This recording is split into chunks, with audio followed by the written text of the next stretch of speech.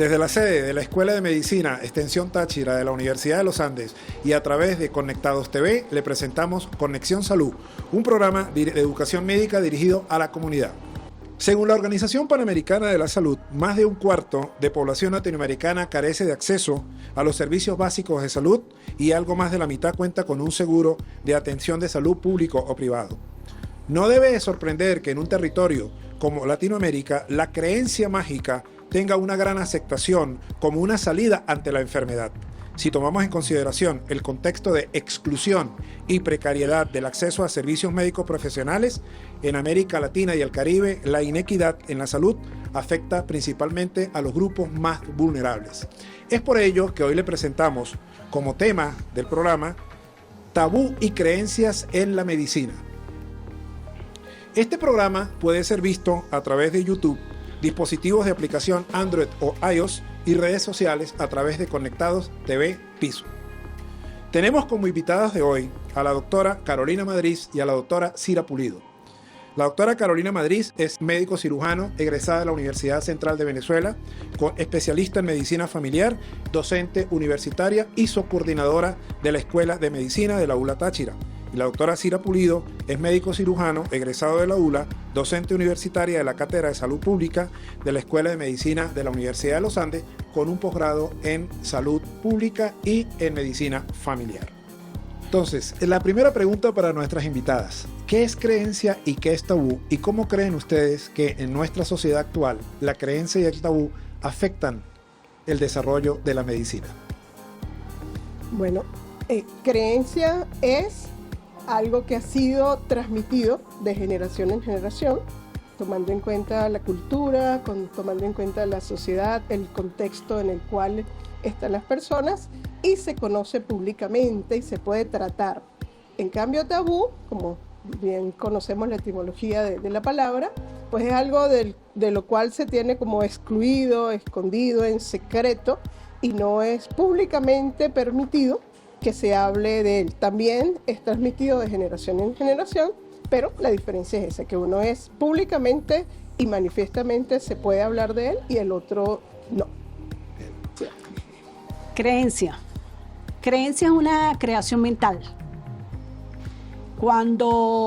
Y es una creación mental que nos hace sentir que tenemos la verdad, que tenemos la razón. Cuando esa creencia se hace, como lo decía la doctora Carolina, pública, empieza a tener ese peso social, se puede convertir casi, agarra como más fuerza, pero se puede convertir en lo que es un dogma, que son casi que verdades absolutas. Y eso no solamente va para la parte popular o para la parte de quienes no tienen la formación en el área de la salud, sino para la misma medicina como modelo. O sea, ¿cuántos dogmas en un momento dado pudimos haber tenido y ahora han cambiado? Entonces, cuando partimos, esa es una de las ideas que tenemos que tener claras como creación mental. Bien. Y tabú viene siendo esa creencia que es el que la realice es prohibida. Entonces es castigada. Toca ya la moral. Toca ya es un poco más fuerte, ¿no? Y tabúes, pues, ¿cuántos? En muchos, no solamente en la parte médica, sino en la parte religiosa y en otros sectores, pero esa sería una de las grandes diferencias, ¿no? La creencia la podemos tener y es aceptable, entre comillas, pero el tabú no, el tabú es castigado. Bien. Mal visto. Según el diccionario de la Real Academia de la Lengua Española, se define creencia como un firme asentamiento y conformidad con algo, completo crédito que se presta a un hecho o una noticia como seguros y ciertos. Las creencias constituyen la base de la conducta humana y sobre la cual ésta acontece. Y el sistema de creencias es el estrato más profundo del individuo sobre el cual se apoyan todos los demás, incluso la vida intelectual. Hay unos estudios que se han hecho a nivel de revistas de pediatría que llaman mucho la atención y les voy a mencionar algunas cositas. Por ejemplo, la camiseta roja fue la creencia más frecuente en el grupo de madres entrevistadas para prevenir o tratar problemas respiratorios. En nuestros países latinoamericanos le dicen pechuguera o tos. El niño está helado y se está secando. Según esta creencia, hay pérdida progresiva del peso, palidez, color terroso de la piel o sudoración después de que el niño es alzado por la madre o por un familiar quien recogió el frío de los muertos. El pujo, si una mujer con el periodo menstrual alza a un recién nacido, hace que el niño no pueda ser de cuerpo, causando esfuerzo, llanto y pujo excesivo.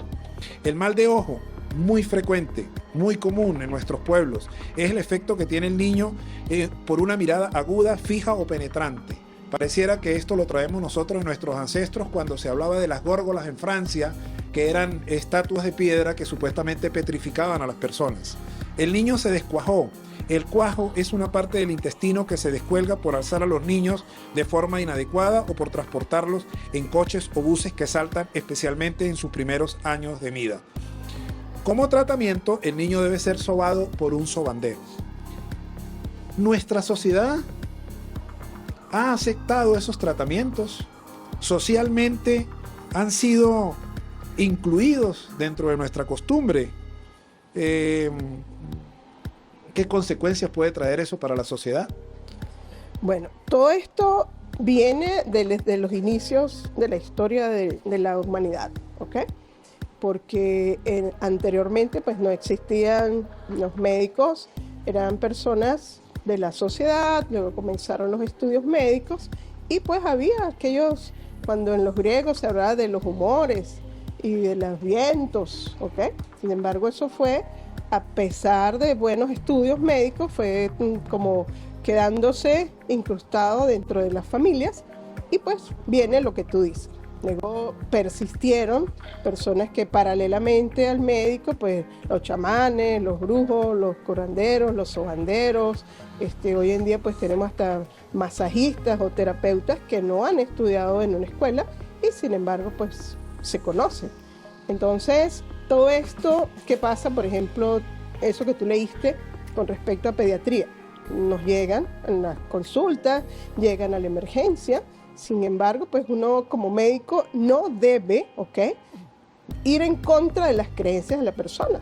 Lo que hay es que sustentarle que a pesar de que si el niño tiene cuajo, le pone su cintica, o si el niño tiene mal de ojo, tiene su tirita roja, igualmente le tiene que dar el suero de rehidratación oral, le tiene que dar pues algo de lo que el niño está deshidratado y que le puede pues comprometer su sistema metabólico, que fallezca incluso hasta por la deshidratación.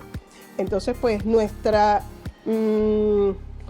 base de nuestra formación tiene que ir a saberle llegar a esa madre, a ese padre, a ese representante que ha ido con el niño a la emergencia o al consultorio y que vea otra cosa más allá de sus creencias, ¿ok? Entonces no es que uno le va a decir, no, quítale ese trapo, quítale ese cordón, quítale esa tirita, no. O sea, ellos pueden creer, si lo quieren llevar al sobandero, pues lo llevan. Sabemos que frente al hospital, detrás del hospital, en la unidad vecinal, cerquita del hospital, existen y seguirán existiendo, y quizá los hijos de esos iniciales sobaderos o curanderos o rezadores, como los queramos llamar, entonces pues ellos han estado y seguirán estando, sobre todo más en las personas que vienen de procedencia rural. Entonces nosotros no tenemos por qué decirle a la persona que esa creencia no es real, sino que decirle que más allá de lo que ellos están pensando, que el niño se descuajó, el niño tiene mal de ojo, ¿ok?, explicarles de manera sincera, de manera básica, que ellos puedan entender según la cultura y la educación de la persona que nos está llevando al niño, y en todo, o sea, no es solamente con los niños, lo tenemos en las embarazadas, en los adolescentes, en los abuelos, en cualquier edad podemos tener creencias sobre ciertos problemas y tratamientos en salud que nosotros pues tenemos que explicar y no negar que lo que ellos creen pues sea totalmente falso. Bien, hay un comportamiento bastante común que se escucha con los pacientes, sobre todo con enfermedades neoplásicas o con cáncer. Sobre todo el hecho de cazar gallinazos, que en nuestro medio es lo que nosotros conocemos como samuros, ¿ok?, para hacer algunos remedios contra ellos. De hecho, hay personas que viven de eso, para ofertarles esto a ciertos pacientes con una necesidad. La pregunta para la doctora Cira: ¿por qué el comportamiento mágico tiene aceptación entre los enfermos? Porque lo que es la vida, la enfermedad y la muerte han sido tres fenómenos que al ser humano desde siempre les ha llamado la atención. Esos son tres hechos que llevan a buscar explicaciones de situaciones que se están observando y para ese momento no se tiene como esa creencia o esa verdad. Entonces llevan a esas búsquedas. Cuando partimos de que es una creencia, que tengo la razón, corro el riesgo de, la doctora Carolina lo decía muy bien, poner una pared ante la verdad del otro. Si en una actitud de más bien de silencio y de observación, la medicina se nos convierte en una transdisciplinariedad, es decir, hay un conocimiento utilizado desde miles de años, cientos de años, decenas de años, que de alguna manera han persistido. ¿Y por qué algo persiste? Porque puede transmitirse que ha habido cierta efectividad. Y efectivamente, ese poder, esa necesidad, esas ganas de la recuperación, de recuperar la salud, nos lleva a estar expensas a cualquier información que nos den y que en aras de recuperar la salud la queramos utilizar. Y entonces sería como una forma no basada en la evidencia, pero casi que como que a aquel le funcionó, a ella le funcionó. Entonces yo lo quiero probar, yo lo quiero hacer un poco en la desesperación de conseguir respuesta al sufrimiento que en ese momento se tiene. ¿Será cierto que los países donde tenemos mayores problemas de salud pública, esto se puede denominar como una denominación carismática? Es decir, esta necesidad social de atención médica que a veces no somos capaces de darle al paciente o no somos capaces de transmitirle o de orientarlos, sean propensos a crear esa dominación carismática por parte de estas personas. Pero es que nosotros venimos como médicos, digamos, la historia de la humanidad la tenemos cada quien en los genes, o sea, es una historia que se ha transmitido y toda esa información de alguna manera en estos momentos somos lo que la historia ha sido. Y es el momento histórico que estamos viviendo. Entonces, decía la doctora Carolina, el sacerdote, el chamán, esa figura del arte de la medicina. No solamente tenemos que tener el conocimiento, sino el arte. Y en el arte está en saber que al frente no tenemos una enfermedad, tenemos un enfermo, un ser que no es cuerpo y mente separados. El problema es que nuestro modelo médico nos separa, pero somos un ser quizás hasta más allá de mental y emocional, espiritual. Y entonces nosotros nos hacen ver que tenemos la razón. Y por eso es que de alguna manera perdemos esa conexión de escuchar o tratar de sentir y de tener esa empatía con el que está sufriendo al frente. Y eso es lo que nos hace de alguna manera buscar más allá del síntoma, del grupo de síntomas para hacer un diagnóstico y aplicar un tratamiento, tratar de empaparnos de ese que tenemos al frente. ¿Okay? Doctora Carolina, entonces, ¿es la creencia mágica un engaño o lo tenemos que aceptar socialmente? No es un engaño, pero hay que buscar la manera, con mucha mano zurda, de decirle a las personas, ok, lo que usted ha vivido, lo que le ha dicho su abuela, su mamá, lo que usted está poniendo sobre la mesa que usted cree, está bien, pero la evidencia científica, los estudios, el tiempo que ha trascendido y que ha evolucionado la medicina, da para que usted también haga esto, y entonces uno explicarle. Entonces ahí lo que tú decías de carismático, pues el carisma lo tenemos que tener nosotros para ganarnos al paciente.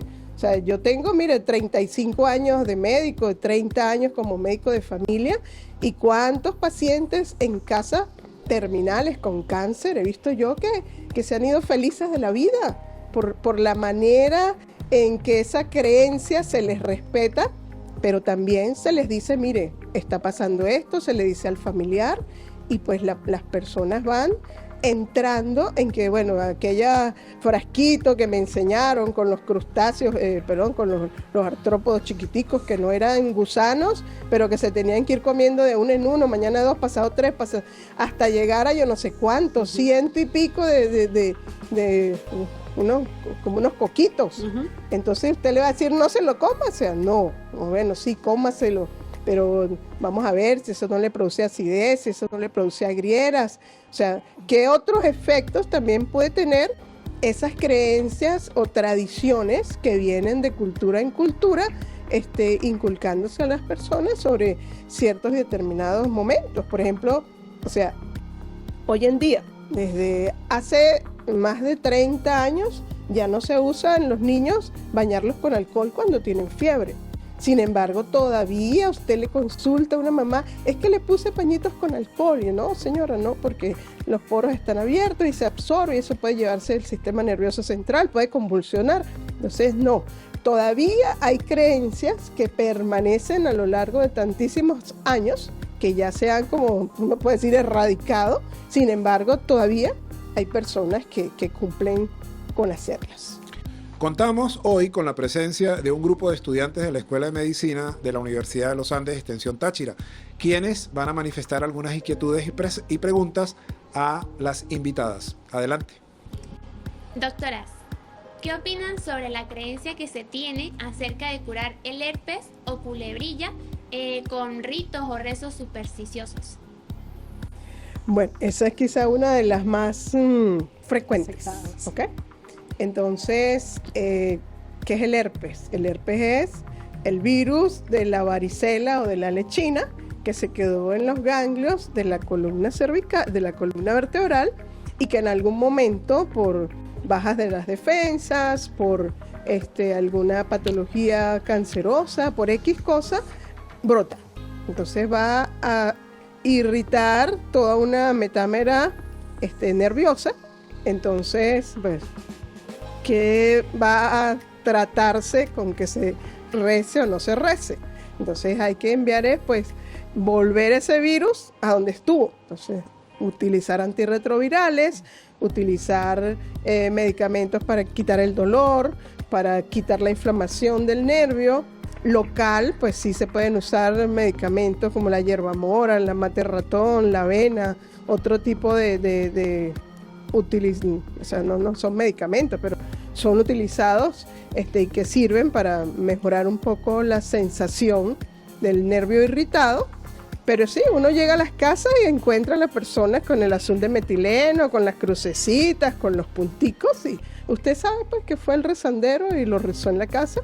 Entonces, bueno, no ir en contra de eso, pero insistirle que así como se le hizo el rezo, así como se le colocaron las crucecitas, tiene que seguir con el medicamento antirretroviral para volver a llevar el virus y guardarlo nuevamente en el ganglio, porque no hay manera de quitarlo, de erradicarlo o de matarlo, por así decir. O la irritación del nervio, también pues medicamentos que han surgido en los últimos tiempos que también hace que se quite la irritación del nervio, porque el dolor es significativamente alto, sobre todo cuando es a nivel del facial o del trigémino, son causas de suicidio, ¿ok? Porque el dolor en la cara es tan insoportable que hay personas pues que se tiran del balcón del edificio hacia abajo, o otras formas más de suicidarse, pero el dolor que produce el herpes facial, el herpes en el trigémino, es realmente duro. Es uno de los peores dolores que se pueden manifestar en la parte médica. Muchas gracias. Doctoras, con respecto a la menstruación hay muchas teorías, hay muchas hipótesis y mitos. Entre estos está el uso de la canela induce a que llegue antes o a que baje más rápido, como dicen comúnmente. Y en este caso, el uso del limón hace cortarla o que culmine ya su periodo. ¿Esto es real? ¿No es real? ¿Qué implicaciones tiene? Sí, fíjate que cuando se hablaba hace un momento de apoyarse en esas creencias, en el caso del herpes, estamos utilizando piel que sí es una puerta de entrada, pero que quizás no es tan invasivo como ya ingerir, como ya tomar, como ya inyectar. Cuando ya vamos a lo invasivo, ya podemos tener más riesgo. ¿Qué pasa cuando estamos hablando, por ejemplo, de la canela o el limón? Son alimentos.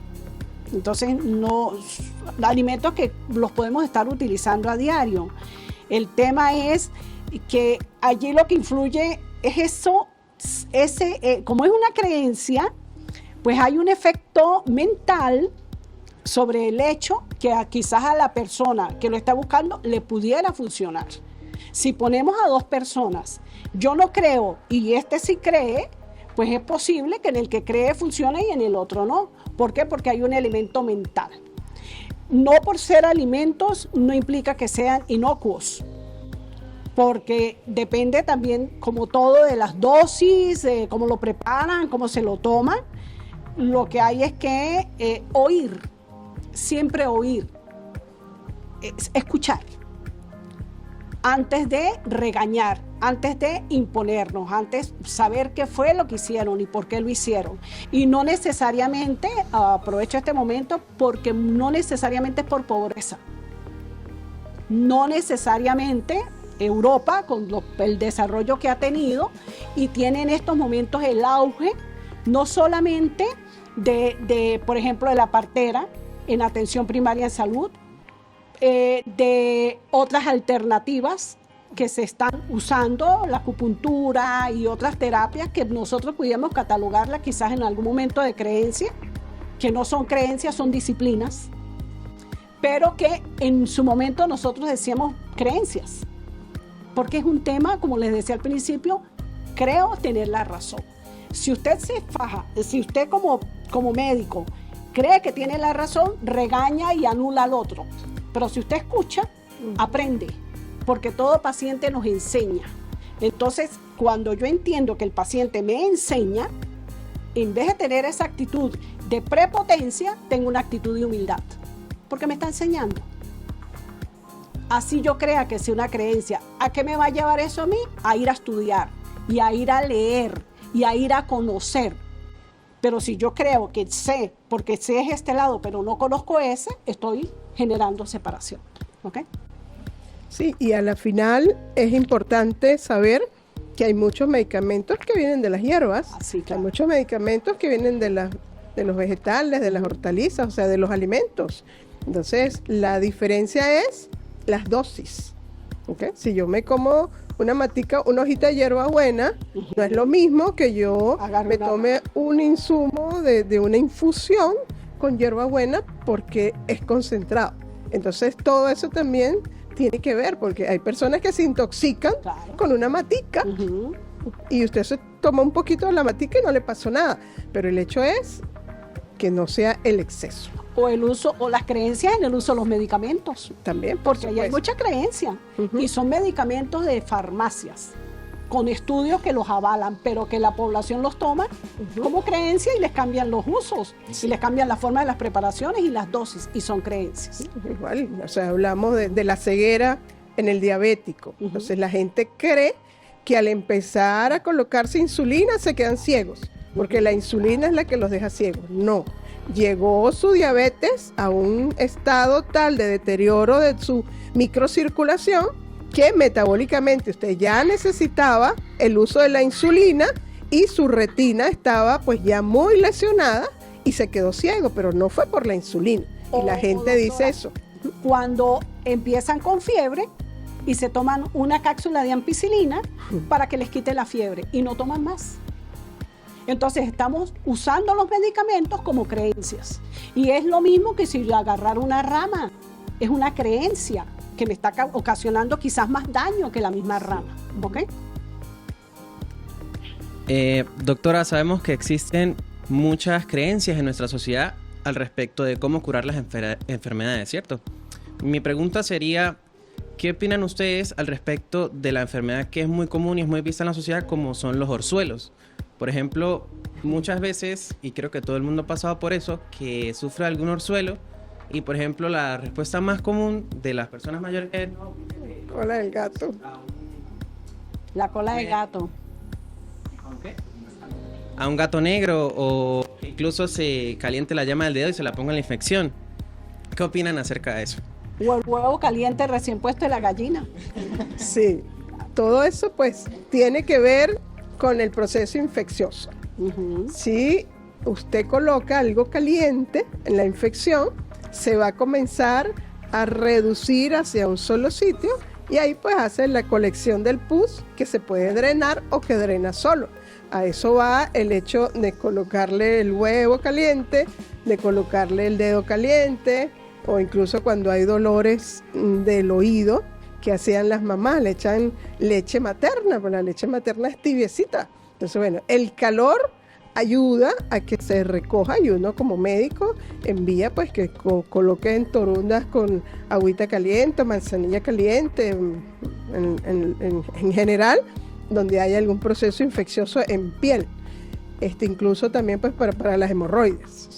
Se recoge el hecho del vaso inflamado, la vena inflamada, pero pues ahí tenemos, como dices tú, es una creencia. O sea, ¿qué puede hacer la cola del gato pasada por un ojo? Pues que se te infecte y ya no vaya a ser un orzuelo, sino mucho orzuelo, una conjuntivitis, y para ustedes pensar cuántas cosas puedan pasar. Pero eso, entonces, cuando nos consulten, entonces uno le dice, no, mire, pero usted tenga cuidado porque el gato anda por allí, el gato va a tener más microbios, más bacterias, entonces vamos a ponerle, eso es una infección de una glándula, vamos a recoger eso con un antibiótico, vamos a hacer el calor local para que se recoja y se pueda drenar más pronto, pero no necesariamente lo que usted va a hacer es lo que le va a mejorar el orzuelo a su hijo, a su nieto, a su paciente. ¿Okay? Doctoras, mi pregunta va desde el paso de la enfermedad a la muerte, de ese enfermo que está agonizando en el hospital y que no puede morir, y que simplemente con la visita de un sacerdote, que dicen las personas que al confesarse, el sacerdote no ha terminado de salir de la habitación y ese enfermo muere, pero que lleva días agonizando. Hay personas que creen que por la visita del sacerdote esa persona va a poder, o quizás tiene alguna cuenta, como dicen las personas, de hablar con el sacerdote. Allí es donde el misterio nos envuelve. No necesariamente esa es una creencia occidental y científica, y es una creencia que lo que no se puede medir ni ver es porque no existe. Y es creencia. Claro. ¿Qué pasa con ese misterio? Por ejemplo, misterios. Un sacerdote se toma agua y la bendice, y esa agua persiste en el tiempo, cristalina. El misterio, la explicación no la tenemos. El hecho está, y muchas veces en la medicina, por eso es el arte, que buscamos que se resuelva, si es ayudarlo a bien morir, porque viene el sacerdote, el misterio. No, yo no le tendría la explicación de qué pasó allí. Entonces es donde vemos que el ser humano, aparte de físico, mental y emocional, puede tener alguna otra esfera, quizás espiritual, que es, y todavía no la conocemos como para opinar, porque si les doy una opinión en estos momentos con respecto a ese hecho, es una opinión, no es la verdad. ¿Me comprenden? ¿Por qué voy con esto? Porque como médicos, como terapeutas, como médicos, lo que tenemos que tener es esa actitud siempre, siempre, sabiendo que no necesariamente tenemos la verdad, ni la tiene el otro, sino que es un tema, como decía la doctora Carolina, de escuchar, de entender y de avanzar. Es experiencias de la vida. Y eso es lo extraordinario de ser médicos, que somos también artistas en este arte de poder brindar alivio al sufrimiento. ¿Okay? Sí, es importante acotar que no nos debemos nunca jamás creer dioses, ni querernos presentar ante el familiar como un héroe. ¿Okay? Entonces hay que, para ustedes que están comenzando, pues recuerden esta frase, es ayudar a un mejor morir. ¿Okay? Entonces ese ayudar a un mejor morir va en eso. Si nos piden que necesitan ver a un familiar, pues hacerlo que se pueda para que ese familiar esté allí. Si nos piden que quieren que venga el sacerdote, pues que venga el sacerdote. Si quieren que nosotros estemos allí, pues hemos hecho un compromiso de estar hasta el final con esa persona, pues estar allí junto con los familiares. Entonces, en ese ayudar a un mejor morir o a un bien morir, entonces implica pues muchas, como pasarse a que también las creencias las tenemos que dejar que la familia las elaboren y las hagan, ¿okay? No decir, no, eso no lo va a curar, o sea, por el amor de Dios, no. Eso no, jamás se le puede decir a un familiar eso. Tiene un paciente terminal, el respeto hacia ese buen morir tiene que ser lo primero y lo máximo que ustedes mantengan tanto en la casa como en el centro de salud. Doctoras, en mi comunidad es muy típico escuchar sobre los niños pujones y me gustaría saber cuál es el tratamiento médico adecuado más allá de cruzarlo una señorita o que sean alzadas por una primeriza. Pues fíjate que allí con ese niño pujón, que le dejo la parte de explicación científica a Carolina, quería decir lo siguiente, que es que el hecho de que al niño lo coloquen en el piso como es lo que hacen y que lo salte una muchacha que tenga la menstruación pero que sea virgen y eso aparentemente le pueda funcionar al niño, no es invasivo. Pero también hay que revisar porque el niño está, si es cólicos, si hay algún otro proceso en su cuerpito que le esté afectando y no quedarse solo con eso. Sí, bueno, hay que partir que el feto está 9 meses en un ambiente líquido, ¿ok? No habla, no respira, solamente deglute.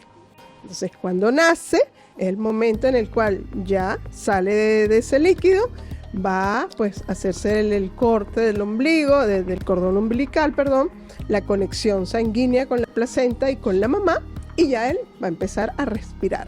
En ese respirar, pues viene toda esta serie de creencias y parte de la cultura de que el niño está pujando. Primero, es la primera vez que lo va a respirar.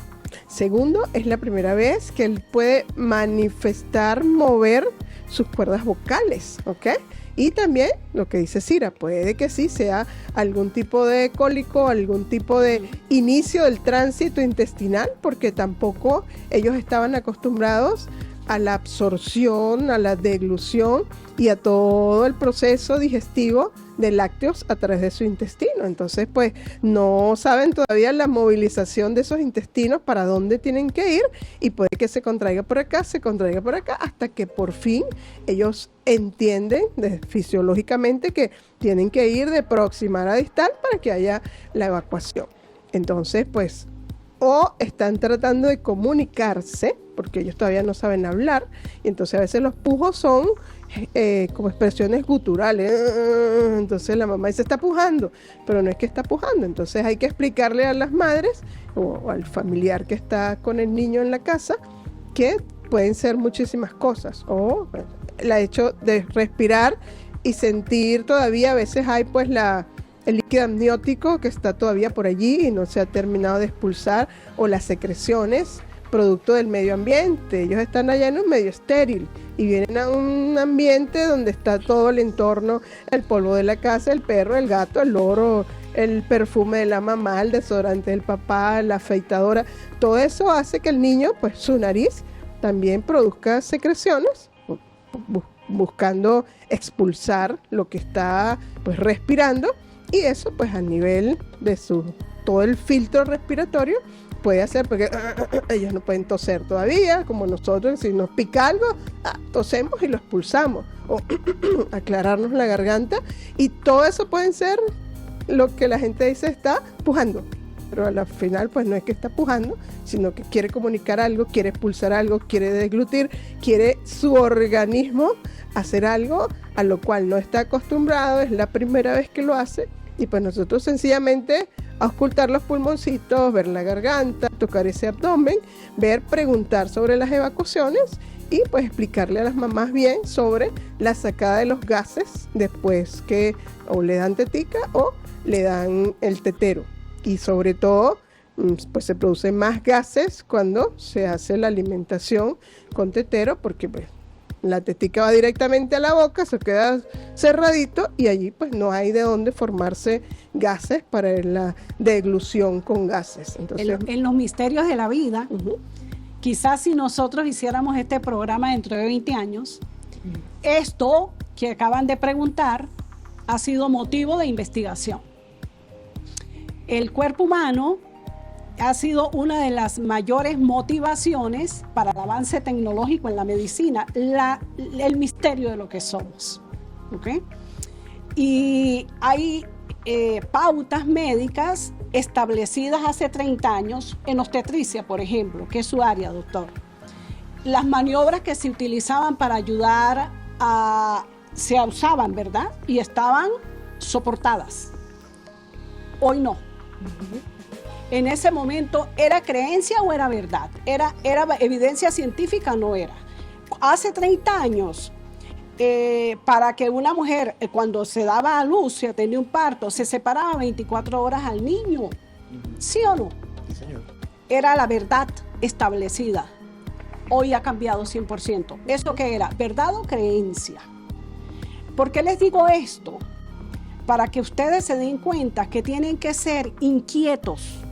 O sea, no pueden aceptar lo que se les dice en el sentido de que, si lo dice la doctora, lo digo yo, lo dice el doctor, es un hecho y ustedes se quedan ahí. Sino que eso los lleve a buscar más allá. Y dentro de 30 años ustedes van a tener no solamente un conocimiento de lo que han estudiado, porque nosotros en la medicina pues tenemos que estudiar todos los días, sino experiencial, o sea, mi experiencia en la práctica, lo que nos ha dado la vida la oportunidad de ver. Y ahí es donde nos damos cuenta, que es lo que quiero que como que les quede como premisa, lo importante de tener ese como esperar, poder procesar la información sobre qué me está sirviendo y qué tan efectiva es. A eso voy, por eso hablo de la humildad. ¿Okay? Claro, y el contexto cultural es muy importante. Muchos de ustedes posiblemente se vayan a practicar la medicina en el Amazonas, otros al oriente del país, otros a los Andes venezolanos, donde nosotros estamos, y se van a dar cuenta que la concepción social de la enfermedad puede cambiar dependiendo de la configuración geográfica. Entonces, por eso, esa experiencia unida al quehacer es lo que hace, evidentemente, que vayan a ser unos excelentes profesionales. Así es. Doctoras, con respecto a lo que ya venían abordando acerca de las creencias en las zonas rurales, por ejemplo la del mal de ojo o el pujo en los bebés, yo tenía una duda particular.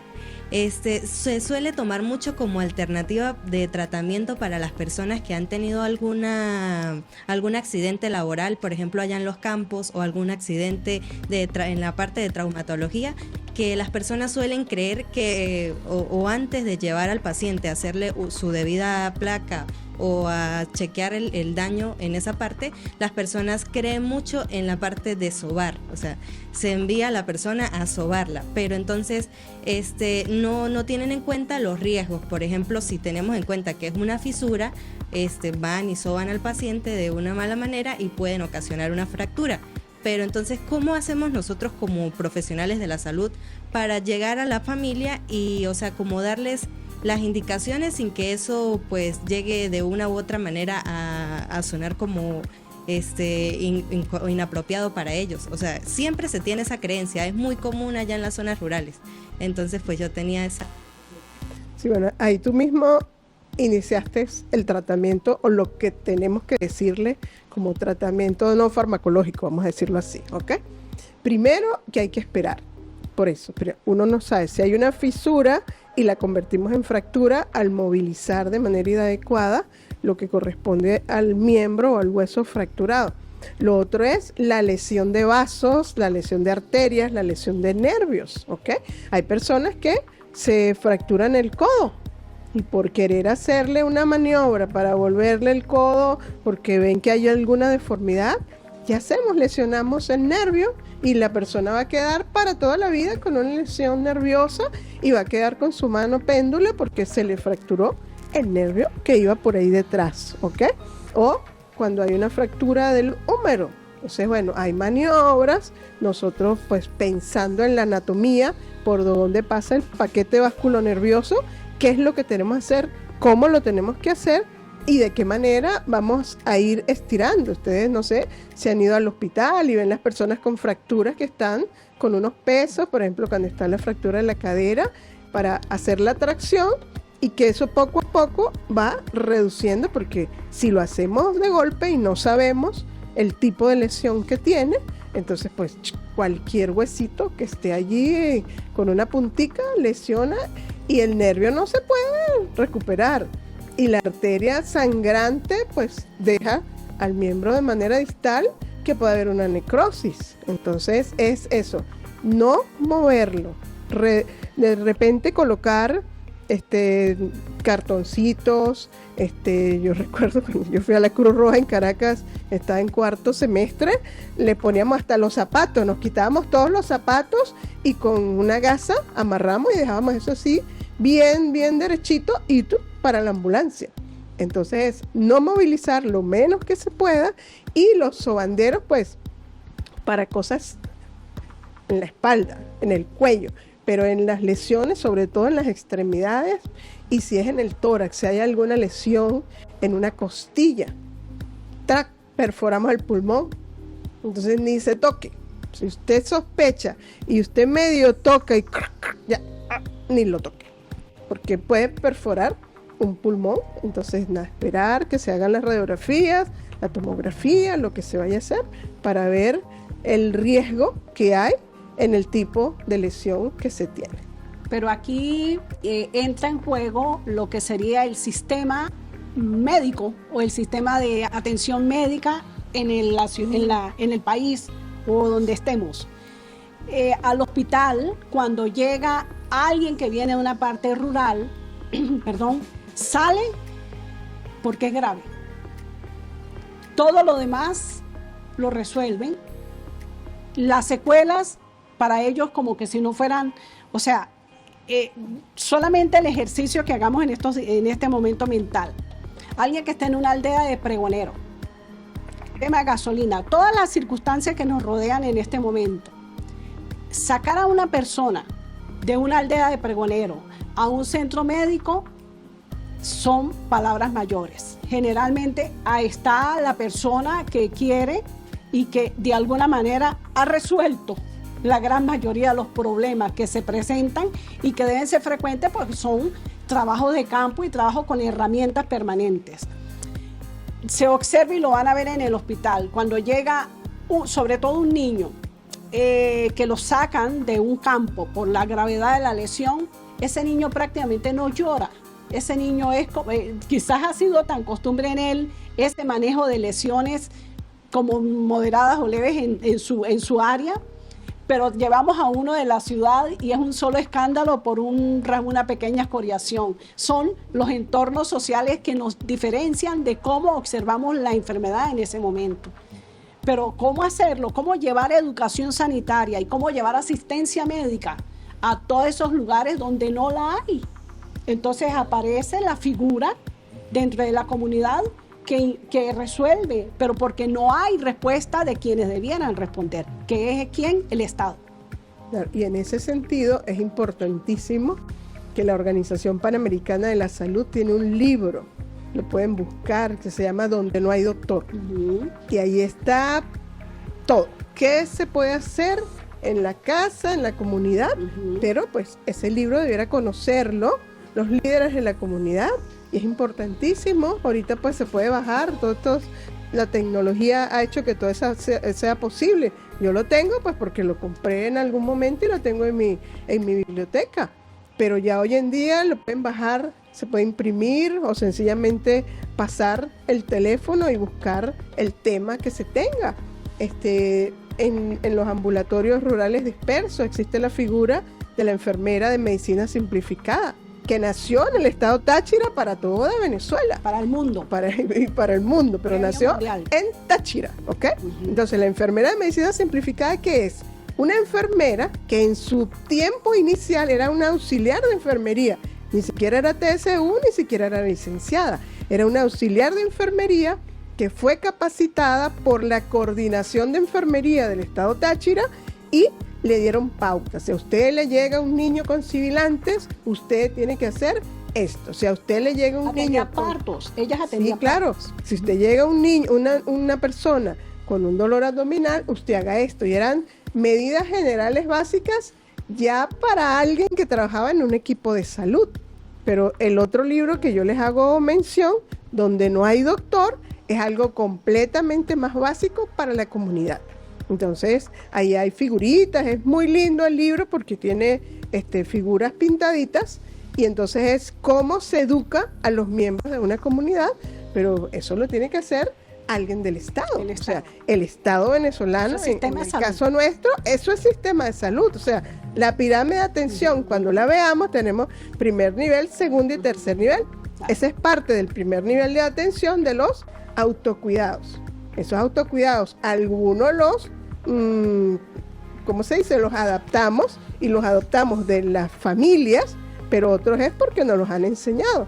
Y en este caso, pues ese donde no hay doctor, se debe entonces al Estado llevar la información lo más básica posible en el primer nivel de atención, que es el autocuidado y los mantenimiento de esa salud dentro de la misma comunidad cuando estamos hablando de comunidades rurales dispersas. Doctora, buenos días. Tengo una pregunta. En mi pueblo, yo soy de La Grita, siempre se hablaba de que cuando hay un eclipse, toda mujer embarazada debe esconderse bajo una cama, no puede salir porque el eclipse puede causar desde un lunar hasta malformaciones en el feto. ¿Es cierto que un eclipse puede volverse ya un teratógeno en la formación de ese ser?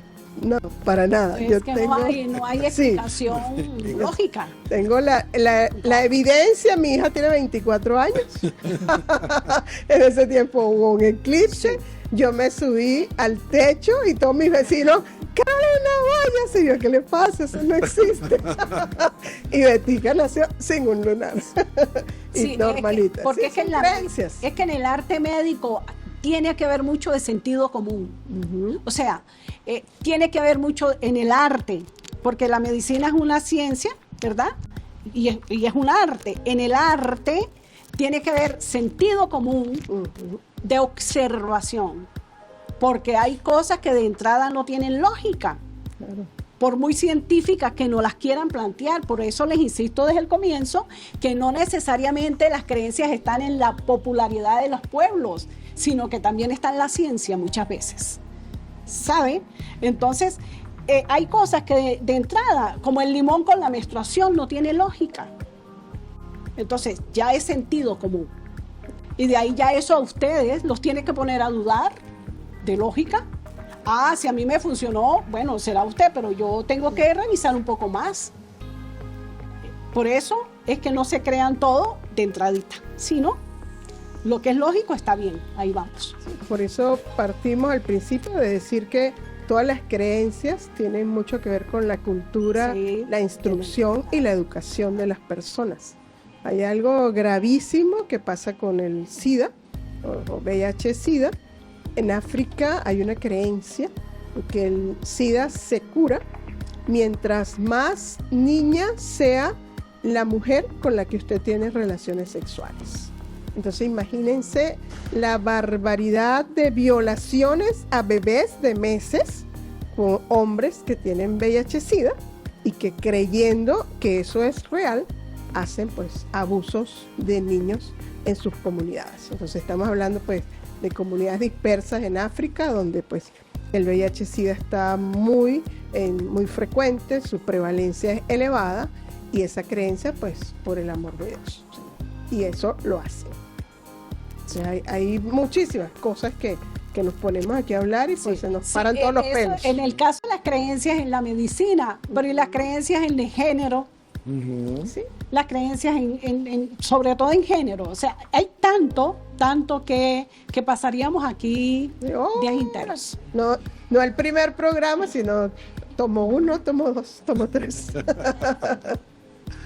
Me surge la siguiente inquietud, doctoras.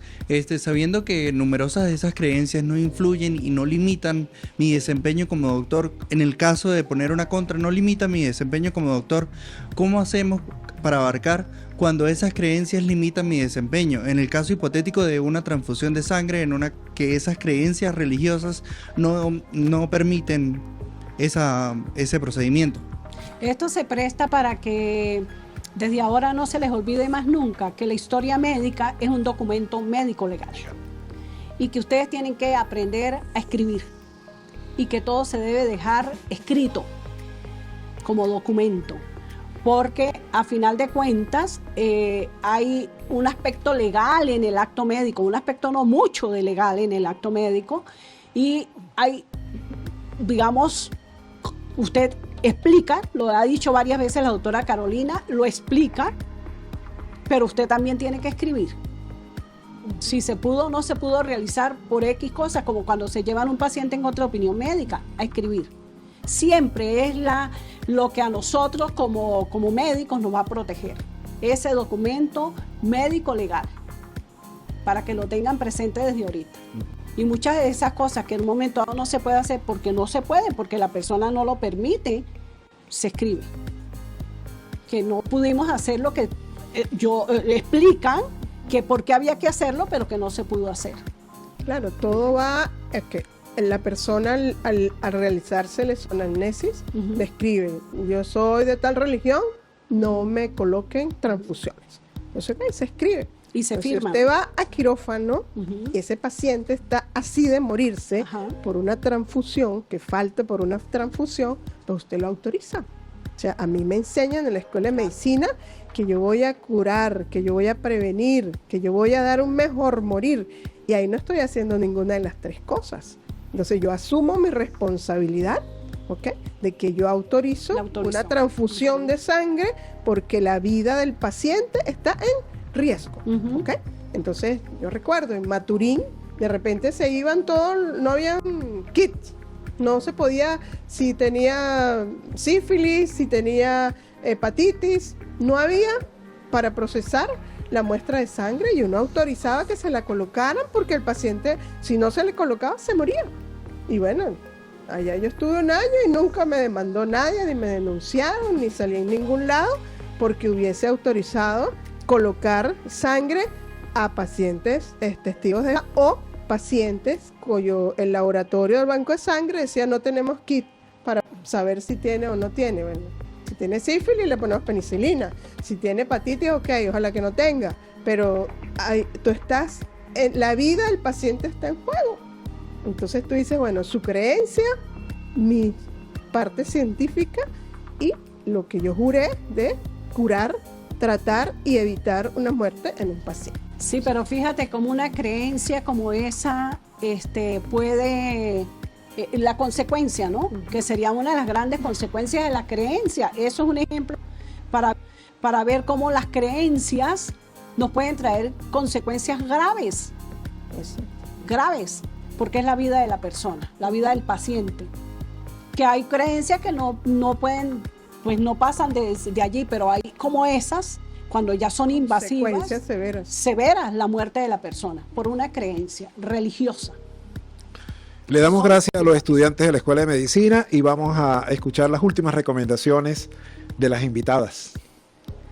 Bueno, primero, no creerse nunca dioses, no ir en contra de lo que los pacientes dicen, escucharlos y dar pues de manera lo más llana que se pueda, que se entienda lo que nosotros como científicos, estudiosos de la medicina, pues les debemos dar y aportar para que ellos entiendan lo que nosotros queremos hacer desde el punto de vista médico, fisiopatológico, de terapéutica con su familiar, ¿ok?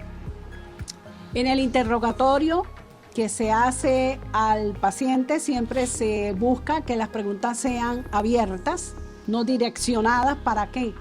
Para escuchar. Por eso tenemos dos oídos, para escuchar, y una boca. En ese escuchar se va generando el respeto, la atención, la observación y la humildad, que es lo que dice la doctora Carolina. Son, de alguna manera, algunas no son virtudes, pero sí son de alguna manera como actitudes, no sé cómo clasificarlas en este momento, para poder desarrollar, y se los digo a mis estudiantes siempre, por un lado no pierdan o cultiven, porque esto es cultivarlo, ¿ok? Y por el otro lado, ser lo más estudiosos posibles y lo más preparados posibles para poder unir la ciencia con ese conocimiento popular. O sea, no para usarlo, sino sí para respetarlo. Respeto y ciencia. Yo creo que, porque se me vino a la mente con lo que dice Cira, un ejemplo, hace, no sé, cuestión de 3 meses, un colega se me expresó sobre otro colega que a veces era duro en el expresarse con los pacientes. Entonces me vino a la memoria ahorita la canción de Juan Luis Guerra, tranquilo Bobby, tranquilo. Entonces nada nos cuesta, ¿ok?, darle una palabra de aliento a un paciente antes de salir con una grosería, con una patanería, con cualquier cosa que los lesione, porque hay que ponerse en los pies del otro. Es su familiar. O sea, yo recuerdo aquí mis profesores en la universidad toda la vida me decían, trate a los pacientes como si fuera su mamá, como si fuera su papá, como si fueran sus hermanos, como si fueran sus hijos, como si fuera su mejor amigo, ¿ok? Entonces eso a mí nunca jamás se me olvidó. O sea, yo tengo que ser benevolente, tengo que tratarlos de la mejor manera, tengo que agradar, así yo estoy por dentro que me muero porque el paciente se va a morir, pues no. Entonces decirle, bueno, mire, vamos a esperar, no ser grosero, no ser patán. Entonces eso pues va mucho en lo que uno tiene que aprender a lo largo de los años que pasa en un hospital. Pues, yo llegué a mi casa muchas veces llorando, jovencita, así en 3º o 4º semestre, cuando comencé a ir al hospital. Entonces, pues esas cosas lo van haciendo a uno crecer, pero no que nos haga, que nos aparezca una roncha, que nos aparezca un caparazón y que nos volvamos relativamente inhumanos con el otro. Eso nunca, jamás puede pasar. Bien, les recordamos seguirnos a través de YouTube o en los dispositivos con aplicaciones de Android y iOS y en las redes sociales como Conectados TV Piso. Les habló Gerardo Cafaro, certificado de locución número 58470, y los invito para el próximo programa que será Violencia de Género. Muchísimas gracias.